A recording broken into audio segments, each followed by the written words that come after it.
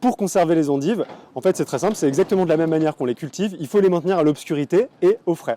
Donc on peut les conserver au frigidaire, le mieux étant quand même de les mettre dans une boîte opaque ou entourée d'un papier opaque, comme le papier bleu qu'on trouve souvent dans les endives qu'on trouve sur le marché, et de les mettre en fait au frais, elles peuvent se garder plusieurs semaines.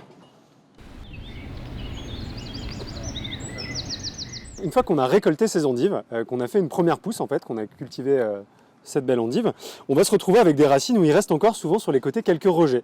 Et en fait, ça tombe bien, ces rejets, en fait, ils vont pouvoir redonner des bonnes feuilles qui sont toujours aussi bonnes et qu'on va pouvoir recultiver en fait en réarrosant son endive, en la remettant à l'obscurité plusieurs fois. En fait, une racine d'endive peut donner jusqu'à 4 ou 5 fois des feuilles d'endive au cours de plusieurs repousses. Elle redonnera rarement un chicon bien formé comme celui-là, mais les petits rejets en fait sont tout à fait comestibles, peuvent être récoltés au bout d'à peu près 10, 15, 20 jours éventuellement, et qui peuvent revenir jusqu'à 4 à 5 fois après qu'on ait fait pousser la première endive. Au bout des plusieurs repousses, et quand j'en ai assez de manger de l'endive, qu'est-ce que je peux en faire? Tout simplement, en fait, l'endive, c'est comme une carotte ou un autre légume. Ça peut se mettre au compost, donc on peut tout à fait le recycler et ça se composte très bien. Ou on peut également le donner à manger à des animaux, donc des vaches, des chevaux, qui sont très friands de ces racines d'endive.